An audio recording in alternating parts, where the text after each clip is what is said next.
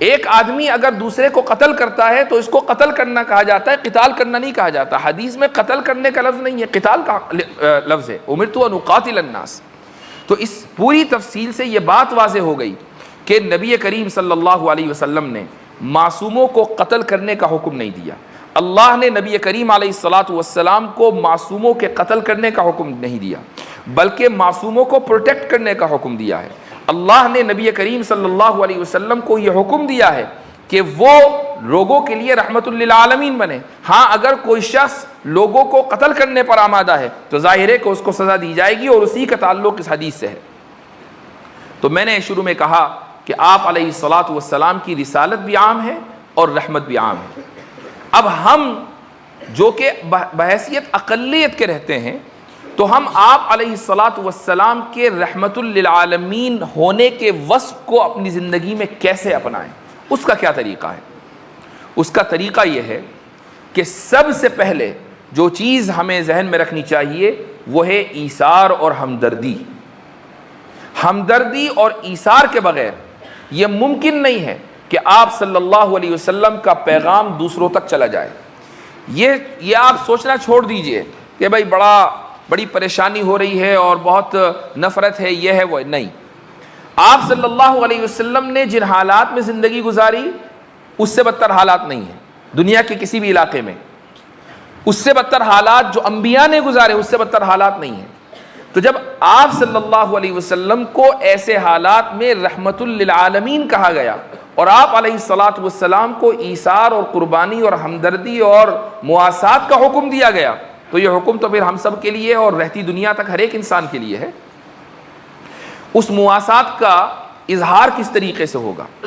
وہ اس طریقے سے ہوگا کہ اگر کوئی شخص اگرچہ وہ غیر مسلم ہے آپ کو اپنی طرف بلائے، مثلا دعوت کرے، تو آپ اس کی دعوت کو قبول کریں. نبی کریم صلی اللہ علیہ وسلم نے اس چیز پر عمل کر کے دکھلایا ہے. ایک یہودیہ خاتون تھی، اس نے خیبر کے موقع پر نبی کریم صلی اللہ علیہ وسلم کی دعوت کی. اب ذرا تصور کیجئے کہ ابھی جنگ ختم ہوئی ہے اور جن لوگوں سے جنگ ہوئی ہے وہ لوگ قابل اطمینان نہیں ہیں، چونکہ یہ وہی لوگ ہیں کہ جو بھی کچھ دن پہلے، کچھ سال پہلے مدینہ میں نبی کریم صلی اللہ علیہ وسلم کو دھوکہ دے کر آئے تھے. بنو نذیر کے لوگ ہیں، بنو قینقاع کے لوگ ہیں. یہ لوگ مدینہ میں آباد تھے. یہاں سے آپ صلی اللہ علیہ وسلم نے ان کو جلا وطن کیا. کیوں جلا وطن کیا؟ چونکہ وہاں بنو نذیر کے لوگ رسول اکرم صلی اللہ علیہ وسلم کو اساسینیٹ کرنے والے تھے. وہ اساسینیشن کا واقعہ بھی سن لیجئے کہ آپ صلی اللہ علیہ وسلم کے پاس بنو نذیر کے کچھ لوگ آئے اور انہوں نے کہا کہ اے ابو القاسم، وہ ظاہر ہے کہ مومن نہیں تھے تو رسول اللہ نہیں کہتے تھے، اے ابو القاسم اگر آپ سچے ہیں تو آپ ہمارے کچھ لوگوں سے بات چیت کر لیجئے اور ان کو قائل کر لیجئے. اگر وہ قائل ہو جائیں تو ہم آپ کا کلمہ پڑھ لیں گے. آپ صلی اللہ علیہ وسلم فوراً تیار ہو گئے اور کہا کہ ٹھیک ہے، کہاں بات کرنی ہے اور کس سے بات کرنی ہے؟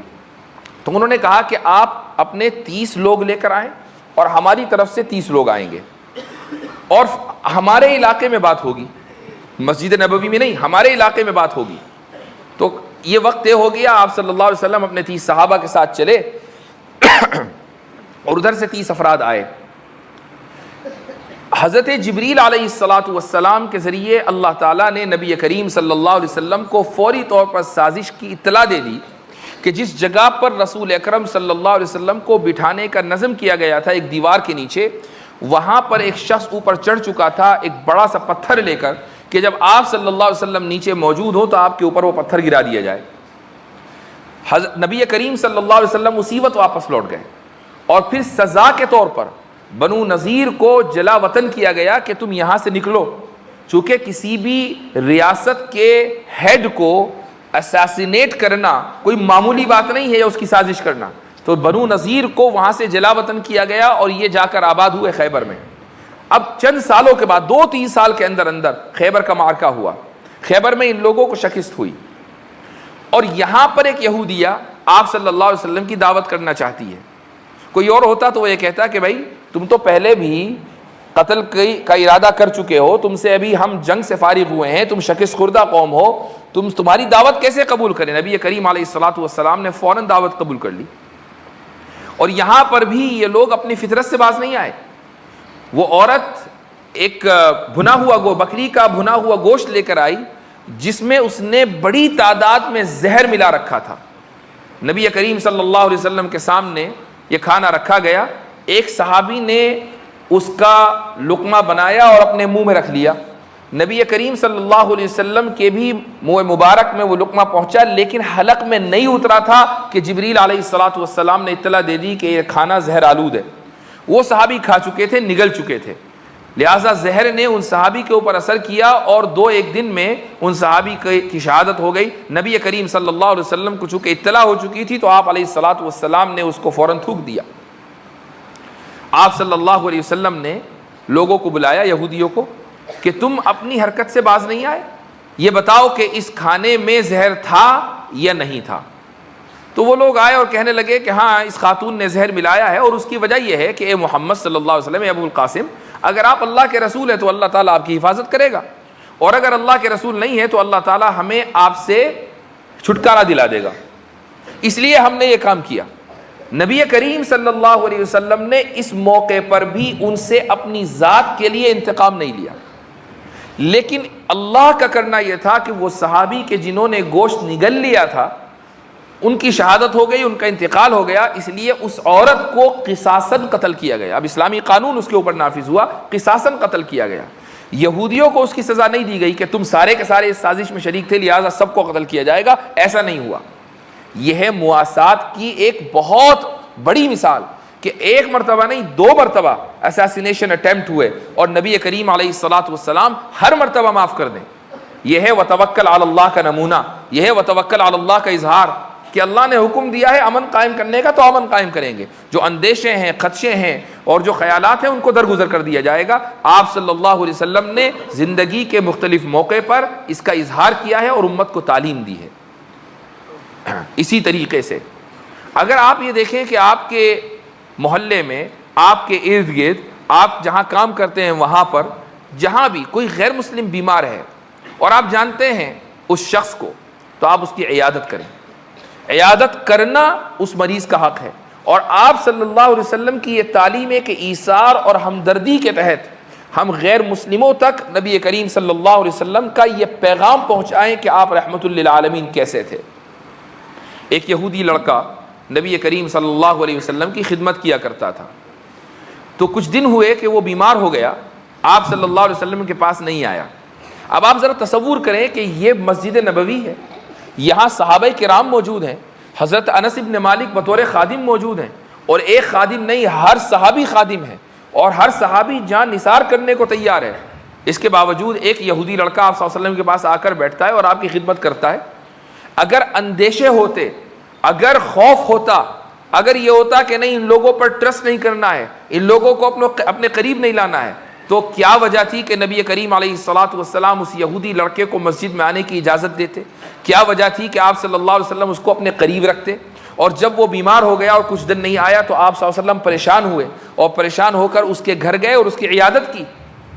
وہ بستر پر لیٹا ہوا تھا اور اس کا آخری وقت وہ جانتا تھا کہ اس لڑکے پر کس طرح رسول اکرم صلی اللہ علیہ وسلم کی زندگی کا اثر ہوا ہے, تو اس نے اشاروں میں اس لڑکے کو اجازت دی اور اس نے نبی کریم صلی اللہ علیہ وسلم کا کلمہ پڑھا, اور آپ صلی اللہ علیہ وسلم بڑے خوش ہو کر اس گھر سے نکلے, چونکہ وہ لڑکا کہ جس سے آپ صلی اللہ علیہ وسلم کو تعلق ہو گیا تھا, آنا جانا تھا, خدمت تھی, وہ لڑکا اب آپ صلی اللہ علیہ وسلم کا امتی بن گیا تھا. آپ روز جزا, روز قیامت اس شخص کے حق میں گواہی دے سکتے تھے. آپ صلی اللہ علیہ وسلم بہت خوش تھے. لیکن یہ کس لیے ہوا؟ یہ اس لیے ہوا کہ آپ نے اس کی عیادت کی. اگر عیادت کے لیے نہ جاتے اور یہ سوچتے کہ بھئی غیر مسلم ہے, میرا کلمہ نہیں پڑھتا, دشمن قوم کا ہے, تو میں کیوں جاؤں اس کی عیادت کرنے کے لیے, تو کیا وہ شخص مسلمان ہوتا؟ کیا وہ شخص صحابی بنتا؟ کیا وہ شخص جنت کا حقدار ہوتا؟ کیا اس شخص کے لیے نبی کریم صلی اللہ علیہ وسلم گواہی دے سکتے تھے روز جزا؟ وہ رسول اکرم, وہ حضرت ابراہیم اپنے والد کے لیے, اپنے باپ کے لیے گواہی نہیں دے سکتے چونکہ باپ کفر کی حالت میں مرا تھا, تو پھر آپ صلی اللہ علیہ وسلم اس شخص کے حق میں گواہی کیسے دے سکتے تھے؟ لیکن اس نے کلمہ پڑھ لیا اور آپ علیہ الصلوۃ والسلام کی گواہی کا مستحق ٹھہرا. اسی طریقے سے اگر ہم یہ دیکھیں کہ کوئی غیر مسلم کا انتقال ہو گیا ہے, آپ صلی اللہ علیہ وسلم نے ایسے موقع پر بھی رہبری کی ہے کہ جنازے کا احترام کیا ہے. کسی نے کہا کہ یا رسول اللہ یہودی کا جنازہ ہے، غیر مسلم کا جنازہ ہے، آپ کیوں کھڑے ہو رہے ہیں؟ آپ نے فرمایا کہ ان فیہ لنفسا، کہ یہ بھی تو ایک جان تھی، جس طریقے سے تمہارے اندر جان ہے اس کے اندر بھی ایک محترم جان تھی، وہ جان چلی گئی تو یہ بھی احترام کا مستحق ہے۔ اس لیے اس طریقے سے مختلف طریقوں سے آپ صلی اللہ علیہ وسلم نے اس امت کو، صحابہ کرام کو، صحابہ کرام کے واسطے سے تابعین و تبع تابعین اور ان کے واسطے سے پوری امت کو یہ تعلیم دی ہے کہ غیر مسلموں سے کس طریقے سے سلوک کرنا ہے، تمام اندیشوں کو سائیڈ لائن کر کے، تمام پریشانیوں کو سائیڈ لائن کر کے، چونکہ رحمت للعالمین ہونے کا تقاضا یہی ہے۔ اگر امتی بننا ہے اور دعویٰ ہے رسول اکرم صلی اللہ علیہ وسلم کے امتی ہونے کا، تو ان اوصاف کو اختیار کرنا پڑے گا کہ جو اوصاف رسول اکرم صلی اللہ علیہ وسلم کے تھے۔ اسی طریقے سے ایک دوسری چیز کہ جو رحمت للعالمین کے ضمن میں ہے،